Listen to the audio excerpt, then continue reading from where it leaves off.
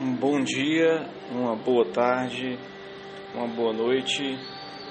Esse é o hashtag Minha Verdade e eu sou o Carlos Emanuel com você nesse podcast trazendo reflexões, trazendo questionamentos sobre a vida.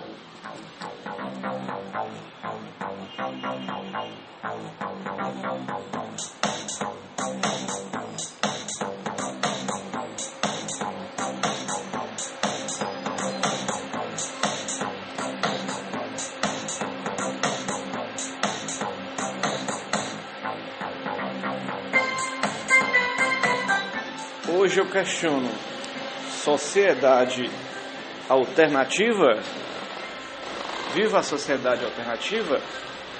Isso porque eu, nas minhas pesquisas, nos meus caminhos da vida, eu me defrontei com vários momentos de sociedades que subverteram a ordem social, não se encaixaram no sistema de um certo país, de uma certa região, e criaram, digamos, as suas próprias leis, o seu próprio modo de vida.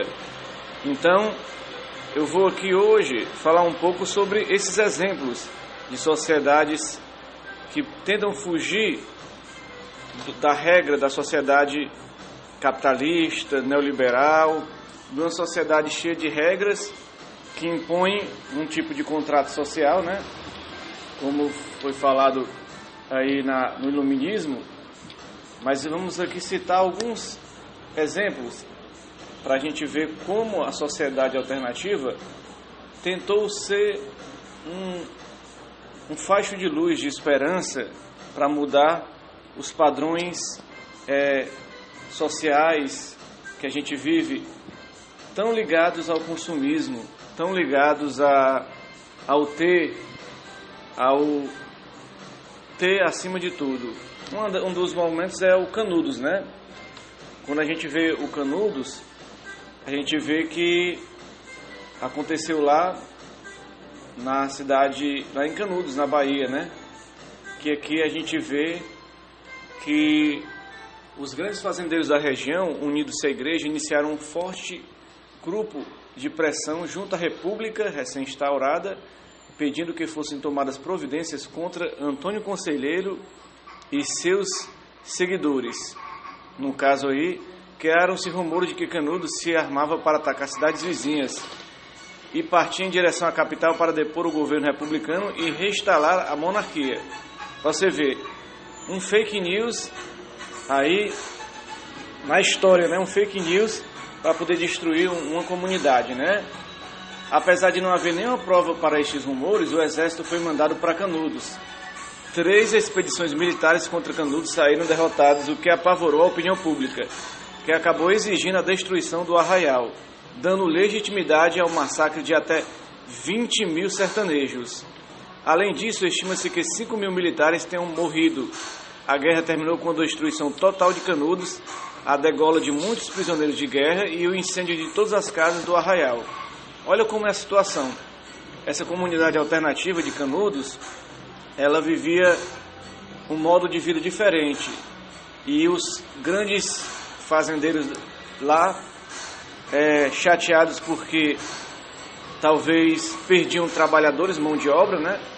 E acabavam, no caso, se revoltando contra essa pessoa e criando mentiras, fake news contra esse povo para poder destruí-lo, né? Já se criou um clima para poder destruir, né? Vamos ver um pouquinho da história do Antônio Conselheiro, que era o líder lá desse arraial de Canudos. O Antônio Conselheiro nasceu em Quixeramobim em 1830. Ele era de uma família tradicional que vivia no sertão entre Quixeramobim e Boa Viagem. Ele foi comerciante, professor e advogado, prático nos sertões de Ipu e Sobral.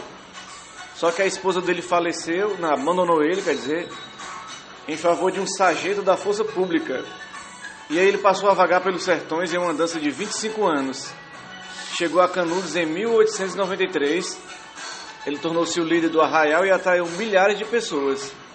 Acreditava-se que a república recém-implantada no país era a materialização do reino de Anticristo na terra. uma vez que o governo eleito seria uma profanação da autoridade da Igreja Católica para legitimar os governantes. A cobrança de impostos é efetuada de forma violenta, a celebração do casamento civil e a separação entre igreja e Estado eram provas cabais da proximidade do fim do mundo. Quer dizer, existia uma certa ignorância dessas pessoas de Canudos, né? Canudos era uma pequena aldeia que surgiu durante o século XVIII nos arredores da fazenda Canudos, à margem do rio Vaza Barris. Com a chegada de Antônio Conselheiro, em 1893, passou a crescer vertiginosamente em poucos anos, chegando a montar por volta de 25 mil habitantes. Antônio Conselheiro rebatizou o local de Belo Monte, apesar de estar situado num vale entre colinas. A imprensa, o clero e os latifundiários da região incomodaram-se com a nova cidade independente e com a constante imigração de pessoas e valores para aquele novo local. Aos poucos construiu-se uma imagem de Antônio Conselheiro como perigoso monarquista, a serviço de potências estrangeiras, querendo restaurar no país a forma de governo monárquica, né? Difundida através da imprensa, essa imagem manipulada ganhou o apoio da opinião pública do país para justificar a guerra movida contra os habitantes do arraial de Canudos. Então a gente vê o seguinte, a gente vê esse movimento aí de Canudos, que foi na Bahia, mas de uma pessoa de Quixeramobim do Ceará, advogado, que se desiludiu com o amor e entrou aí no mundo espiritual em busca de respostas e acabou atraindo com ele pessoas também, talvez moradores de rua, talvez desempregados, pessoas que estavam sofrendo a relação da seca. Então tudo isso pode ter feito com que o Canudo atraísse essas pessoas, o Antônio Conselheiro. E mais uma vez a gente vê uma sociedade diferente, igualitária, no meio do sertão, que acabou sendo destruída, porque foi destruída pela história, foi destruída por forças que não aceitavam o diferente. Eu acredito assim, né? Então, esse foi Canudos. Aqui no Ceará, teve outros momentos parecidos com Canudos, que foi o Caldeirão de Santa Cruz do Deserto, ou Caldeirões dos Jesuítas. Foi outro movimento messiânico que surgiu nas terras do Crato. A comunidade era liderada pelo paraibano de Pilões de Dentro, José Lourenço Gomes da Silva, conhecido por Beato José Lourenço, né? Vamos ver aqui um pouco da história, para ver a semelhança um pouco com Canudos. Outra sociedade alternativa que acabou sendo destruída pelas forças de Estado, né? Que se sentiam ameaçadas pela comunidade diferente, né? José Lourenço era da família de latifundiários do sertão da Paraíba. Decidiu migrar para Juazeiro do Norte, onde conheceu o padre Cícero e ganhou sua simpatia e confiança. Você vê aí como Antônio Conselheiro, o José Lourenço também era de família boa, né? Em Juazeiro ele conseguiu arrendar um lote de terra no sítio de Baixa Dantas, no município do Crato. Com bastante esforço de José Lourenço e os demais romeiros, em pouco tempo a terra prosperou e eles produziram bastante cereais e frutas. Diferente das fazendas vizinhas na comunidade, toda a produção era dividida igualmente, ou seja, era um certo comunismo. E o comunismo, pela sociedade industrial, não é aceito, né? Porque a sociedade industrial, ela preza muito o capitalismo, o lucro. Então ela não aceita as pessoas dividirem as coisas, dividirem os bens. O José Lourenço tornou-se um líder daquele povoado e se dedicou à religião e à caridade e a servir ao próximo. Ele mesmo analfabeto, era ele quem dividia as tarefas e ensinava agricultura e medicina popular. Para o sítio Baixa Dantas foram enviados por Padre Cícero, assassinos, ladrões e miseráveis. Enfim, pessoas que precisavam de ajuda para trabalhar e obter sua fé. Após o surgimento da sedição de Juazeiro, da qual José Lourenço não participou, suas terras foram invadidas por Jagunço. Com o fim da revolta, José Lourenço e os seguidores reconstruíram o povoado. Em 21, Delmiro Gouveia presenteou Padre Cícero com um boi chamado Mansinho e entregou aos cuidados de José Lourenço. Os inimigos de Padre Cícero se aproveitaram disso, espalhando boatos de que as pessoas estariam adorando o boi como a um deus. Por conta disso, o boi foi morto e José Lourenço foi preso e mandado a mando de Foro Bartolomeu, tendo sido solto por influência de Padre Cícero alguns dias depois. Então, o seguinte, em 26, o sítio Baixa Dantas foi vendido e o novo proprietário exigiu que os membros da comunidade saíssem das terras. Com isso, o Padre Cícero resolveu alojar o Beato e os romeiros em uma grande fazenda denominada Caldeirão dos Jesuítas, situada no Crato, onde recomeçaram o trabalho comunitário, criando uma sociedade igualitária que tinha como base a religião. Toda a produção do caldeirão era dividida igualmente. O excedente era vendido e, com o lucro, investia-se em remédios e querosenes. Ou seja, tudo era igualdade, né? Igualdade. Primeiro, você vê esse caso aqui, quando eles estavam lá em Baixa Dantas, a terra foi vendida e as pessoas tiveram que sair da terra. Eu vejo muito essas desapropriações em São Paulo, no governo Alckmin, que a polícia militar tirou as pessoas à força para poder devolver a terra aos grandes banqueiros como o Daniel Dantas e o Nagy Narras. Então, a sociedade alternativa hoje existe. O movimento dos trabalhadores sem teto, o movimento dos trabalhadores sem terra, todos eles brigam por agricultura familiar, por moradia. E o que vem à força da repressão? A repressão vem com a ideia de propriedade privada e o latifúndio para poder tirar as pessoas da sua moradia. Hoje mesmo a sociedade ela dá mau exemplo com o individualismo e não pensa no coletivo, né? No caso aí, depois, no Caldeirão, a cada família tinha sua casa e os órfãos eram afiliados do Beato. Na fazenda também havia um cemitério e uma igreja, construídos pelos próprios membros. A comunidade chegou a ter mais de 1.000 habitantes.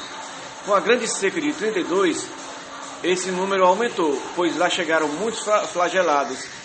Após a morte de Padre Cícero, muitos nordestinos passaram a considerar o Beato José Lourenço como seu sucessor.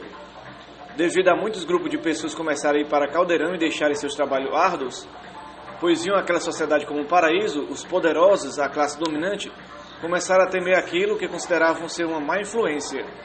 E em 37, sem a proteção de Padre Cícero, que faleceram em 34, a fazenda foi invadida e destruída pelo governo de Getúlio Vargas, que acusava a comunidade de comunismo.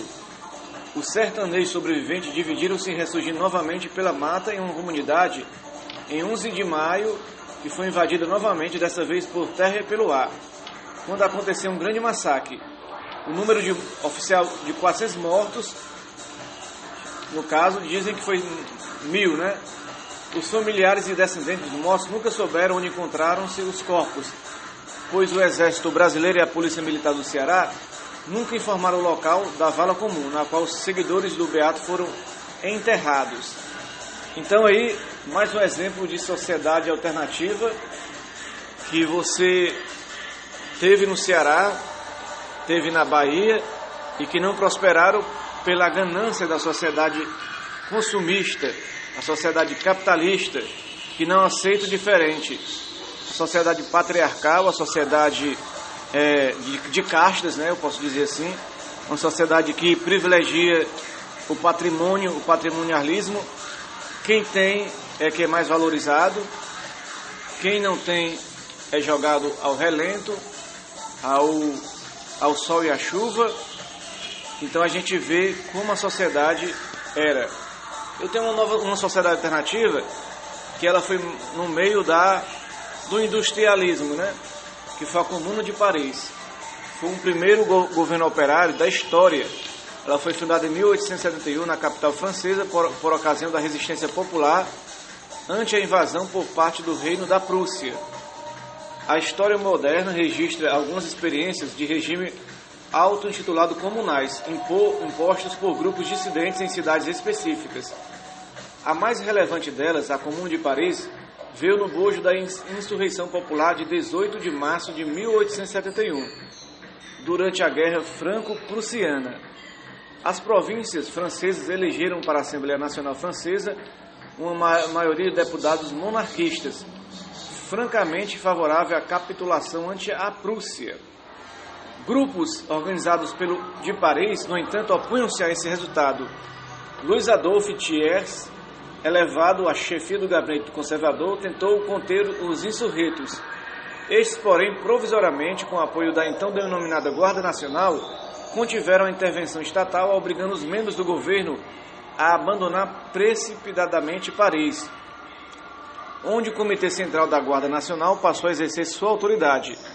A Comuna de Paris, considerada por alguns estudiosos a primeira república proletária da história, adotou uma política de caráter socialista, baseada nos princípios da Primeira Internacional dos Trabalhadores. Tanto Marx quanto Engels argumentaram que a Comuna de Paris foi um exemplo de ditadura do proletariado. Ela o governo oficialmente, durou de 26 de março a 28 de maio, pouco mais de 2 meses, enfrentando tropas alemãs, bem como tropas francesas, pois a Comuna era um movimento de revolta anti-armistício, assinado pelo governo nacional, transferido para Versalhes, após a derrota da Guerra Franco-Prussiana.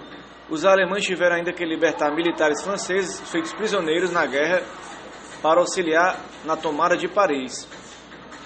A população francesa já havia enfrentado, após a Revolução Francesa, uma revolta em fevereiro de 1848, responsável por destituir o rei burguês, Luís Felipe de Orleans, dando fim à monarquia de Júlio, instaurando a Segunda República Francesa. Entretanto, após um golpe de Estado por Luís Bonaparte, conhecido como o Outro 18 de Brumário, Bonaparte instaurou o Segundo Império Francês e proclamou-se Napoleão III.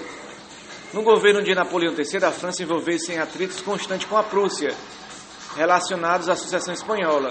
Com um telegrama falsificado por Otto von Bismarck, extremamente ofensivo ao povo francês, Napoleão III declarou guerra à Prússia. No entanto, o exército prussiano estava mais bem preparado, vencendo facilmente os franceses, no caso aí, né? O governo provisório, com sede na prefeitura de Paris, iniciou um processo de capitulação da França, entregando a maior parte de seu exército permanente, bem como suas armas, a contragosto da população parisiense. Aqui era uma sociedade de comuna dentro de um regime capitalista, né? O governo revolucionário foi formado por uma federação de representantes de bairro, a Guarda Nacional, uma milícia formada por cidadãos comuns. Uma das suas primeiras proclamações foi a abolição do sistema de escravidão do salário de uma vez por todas. A Guarda Nacional se misturou aos soldados franceses, que se amotinaram e massacraram seus comandantes. O governo oficial, que ainda existia, fugiu, junto com suas tropas leais, e Paris ficou sem autoridade. O Comitê Central da Federação dos Bairros ocupou este vácuo e se instalou na prefeitura. O comitê era formado por blanquistas, membros da Associação Internacional dos Trabalhadores, prodonistas e uma miscelânea de indivíduos não afiliados politicamente, a maioria trabalhadores braçais, escritores e artistas. As eleições foram realizadas, mas obedecendo à lógica democrática direta, em todos os níveis da administração pública. A polícia foi abolida e substituída pela Guarda Nacional. A educação foi secularizada, a Previdência Social foi instaurada, uma comissão de inquérito sobre o governo anterior foi tomada e se decidiu por trabalhar no sentido da abolição da escravidão ao salário. Então aí foi uma sociedade alternativa na Comuna de Paris.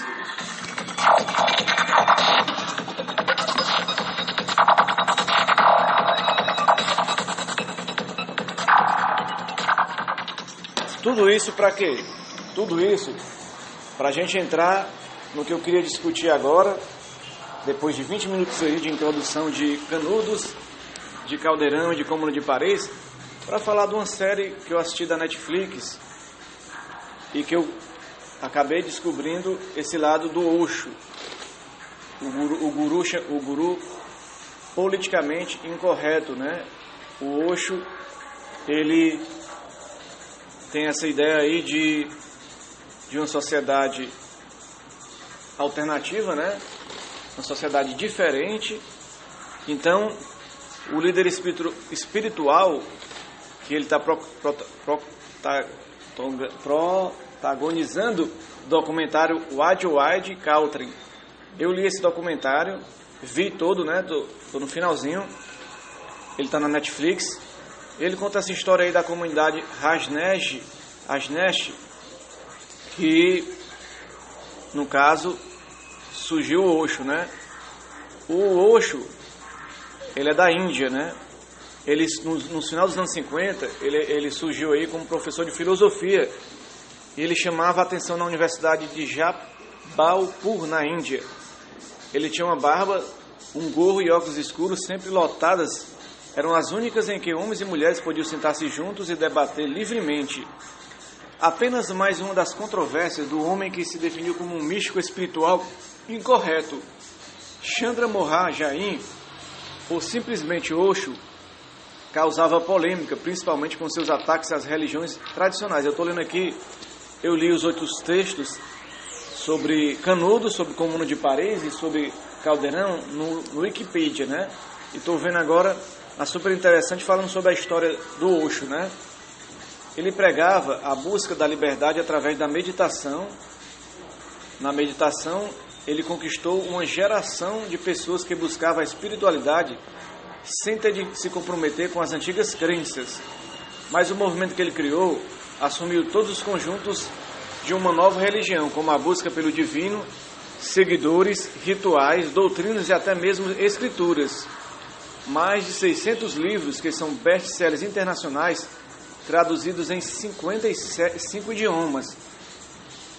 Não existe homem mais cabeça dura que o Papa, o polaco, disse sobre João Paulo II durante a entrevista de 85, publicada em 6 volumes no livro O Último Testamento. O polaco, como sempre chamava, ou então chefe da Igreja Católica, era um dos alvos favoritos do Osho. O mundo está superpovoado e ele continua pregando contra o controle da natalidade, a pílula e o aborto. Seus livros, editados a partir de palestras e entrevistas, oferecem novas interpretações dos livros sagrados, líderes religiosos e sistemas políticos.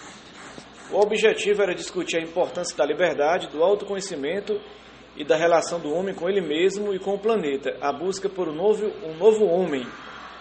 Então, estou lendo aqui essa matéria da super interessante para a gente ter um entendimento do que era o Osho, né? O que ele queria formar, né? Segundo a autobiografia de Osho, sua trajetória espiritual começou de maneira semelhante aos antigos profetas. Aos 21 anos, como uma revelação, ele conta que em uma noite de março de 53 foi acordado por uma energia forte em seu quarto.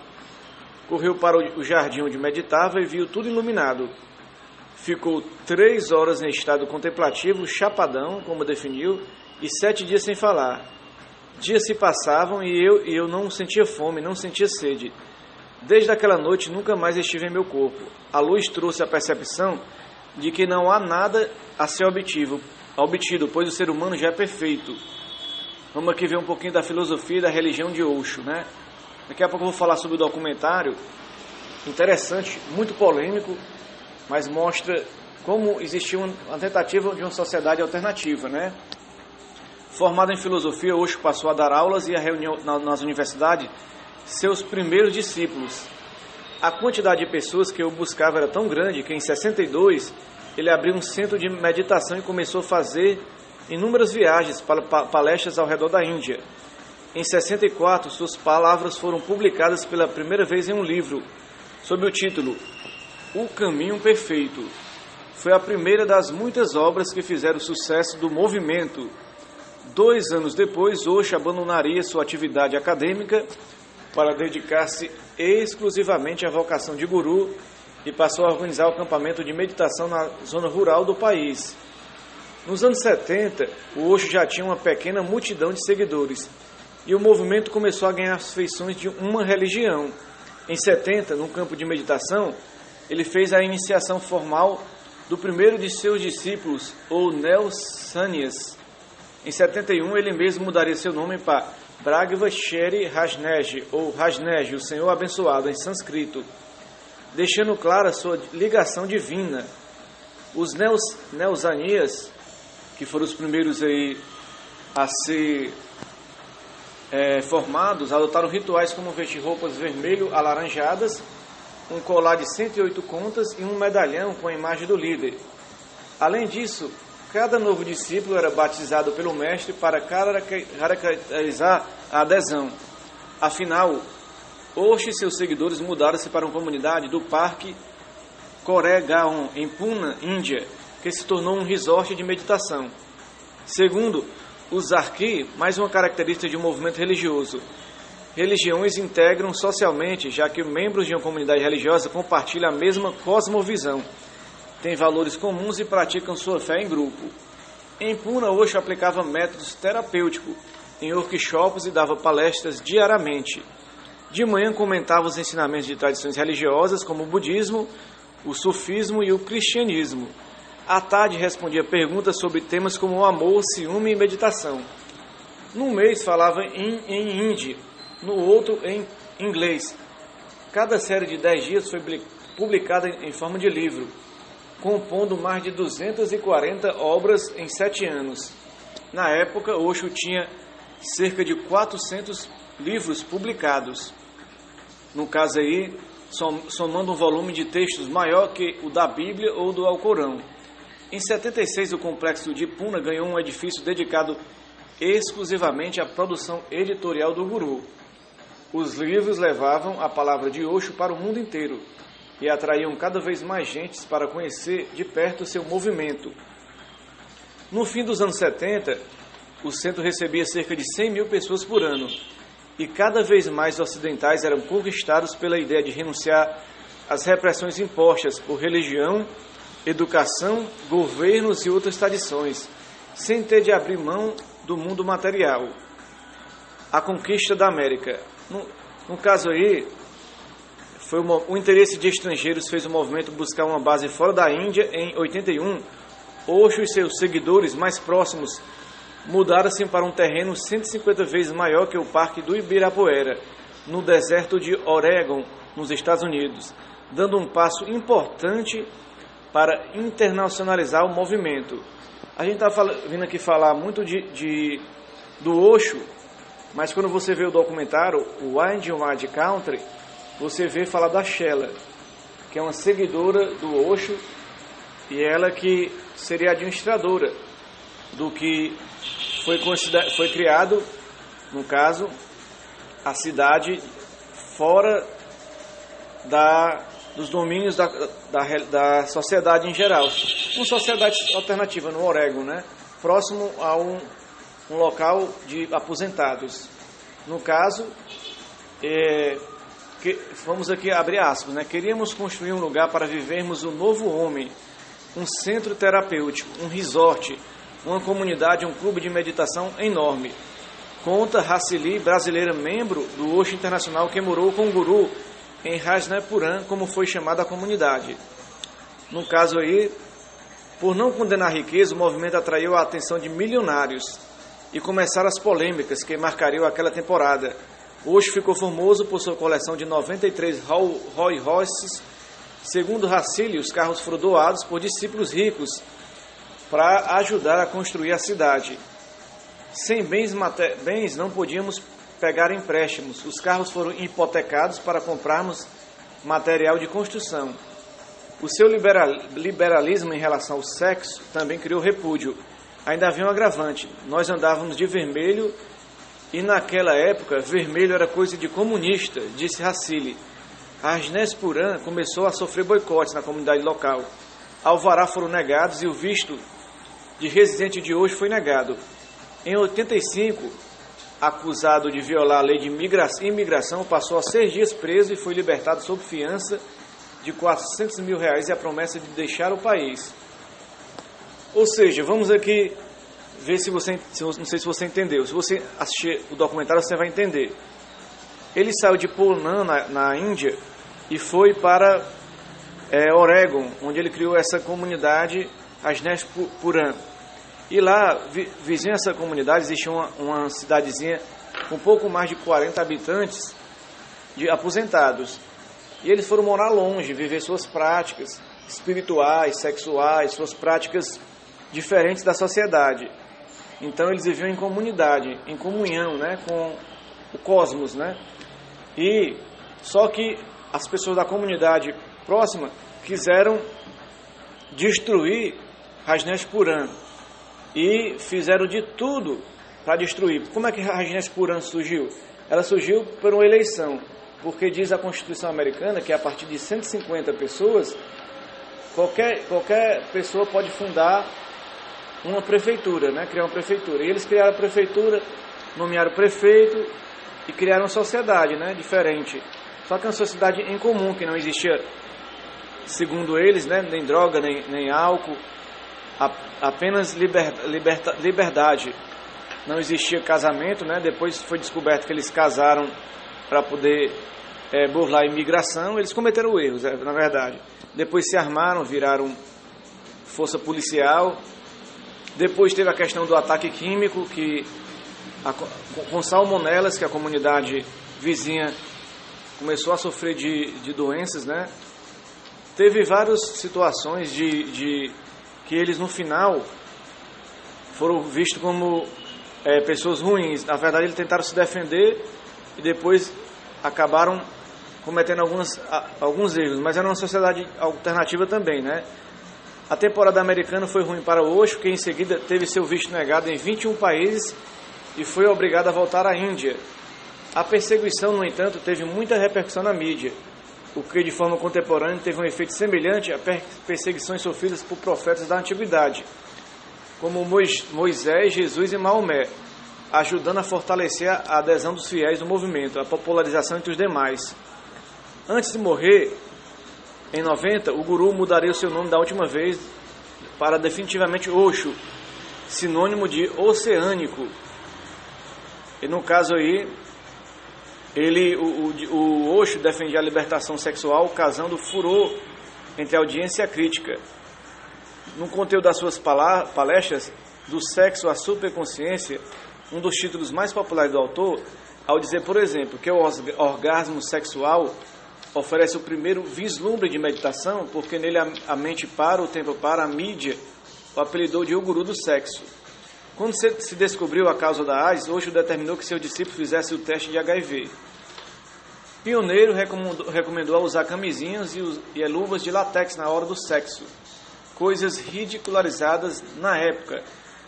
No caso aí, a Racile, que é a brasileira, que conviveu com o Osho, o guru queria apenas que o sexo não fosse renegado. Ela disse que nunca houve orgias na comunidade e que esses boatos vinham de quem queria se aproveitar da liberdade sexual para aprontar. Mas até hoje o exame de AIDS é obrigatório para ir ao resort de meditação da Osho Internacional em Pune. E os soros positivos não entram, né? E aí a gente vê que, eu vendo aqui o Observador, da Susana Romana, ela falando sobre essa série, ela fala um pouquinho aqui do documentário, né, da Netflix. Ela fala, sobre a ida para os Estados Unidos do guru Rajneesh, que se debruça o documentário em 6 partes. O Wild Country, produzido pelos irmãos Duplass, conhecidos sobretudo como autores e criadores de dramédias como Togners. Uma comitiva de seus devotos mais próximos, encabeçada pela verdadeira protagonista da saga, a sua secretária Marandi Sheila, Rajneesh comprou uma herdade junto a uma pequena povoação de Antelope, em 81. Na primeira metade da década, aqueles hectares viriam-se a tornar na cidade complexa de Rajneeshpuram, com aeroporto e uma espécie de força armada. No caso aí, num claro exemplo de como a realidade pode ser tão mais incrível que a ficção, o documentário é um tratado sobre como o bem e o mal estão constantemente a dançar o tango um com o outro. Na ficção pós-Sopranos e Breaking Bad, ficou na moda o anti-herói, uma figura com honras de protagonismo que se comporta mais como um vilão do que como um herói, mas pelo qual o público torce exatamente por ser sentido atraído pelas características tão humanas de sacanice. Em Hound Country, depressa se percebe que não há bons nem maus, mas existe toda uma categoria de cinzentos morais em diferentes lados da barricada, cabendo ao espectador perceber de quem se quer por ao lado, provavelmente ninguém. Bagacha Shiri Rajneesh, líder do culto, nascido em 31, começou a ser um iluminado aos 23 anos, viajando por toda a Índia como orador. Eu estou lendo aqui o que a menina escreveu, né? Aqui. E a Sheila, a secretária de Rajneesh, que você vai ver na série, inicialmente de sorriso largo, é aparentemente uma mulher doce e quase frágil, mas as aparências iludem. Sheila governa a comuna com uma impiedosa mão de ferro, rendendo-lhe tantos aliados como inimigos dentro do rancho reconvertido. Também no contato com o exterior começa a depressa a revelar-se como uma mulher disposta a tudo para manter o sonho de uma comunidade saniensis em expansão. No caso, a Sheila, ela acabou se vislumbrando com o poder e acabou cegando, né? Mas ela tinha um desejo muito importante de criar essa sociedade diferente, alternativa. Houveram erros, né, nessa sociedade, até mais erros do que acertos, a verdade é essa. Mas não podemos deixar de acreditar que as coisas são importantes. Essas sociedades foram importantes para demonstrar como o mundo pode ter uma sociedade alternativa, sem castas, sem divisões, com comunhão de bens, onde todos possam dividir tudo, onde as pessoas possam se integrar, possam viver o mundo diferente, viver um mundo onde não há a exploração do homem sobre o homem, em que há uma divisão, em que há uma união em vez de uma divisão social do trabalho, mas uma união onde o médico pode contribuir da sua forma, onde o advogado pode contribuir, onde o jornalista pode contribuir, onde o pedreiro pode contribuir, e onde todos podem contribuir de forma diferente, mas com o mesmo objetivo. Seria que as coisas sejam divididas, que sejam comungadas entre todas as pessoas, né? Sem aquele desejo absurdo, né, de querer só para si o poder. Então cada uma das comunidades tinha um objetivo, tinha um sentido, tinha um desejo, né, como Canudos, como Caldeirão, como a Comuna de Paris. Algumas erraram em alguns pontos, outras acertaram. Eu acho muito interessante essa série White Country, que ela mostra que no começo as pessoas queriam igualdade, queriam fraternidade, comunhão. No final, pressionadas pela sociedade capitalista americana, elas começaram também a cometer, na autodefesa, começaram a cometer desvios de conduta, né? Como todas as sociedades que se veem pressionadas de todos os lados, né? Então, esse tema de hoje, se a gente podemos dizer viva a sociedade alternativa, sim ou não, depende do que você acha sobre sociedade alternativa, cabe a você fazer a reflexão. Esse podcast #Minha Verdade não é a verdade absoluta, mas é um tipo de verdade que eu acredito e que eu acho que pode vingar no mundo uma sociedade alternativa sem a divisão social do trabalho, mas que é uma comunidade holística onde todos possam contribuir e possam redistribuir a riqueza para todos e todos vivam em comunhão.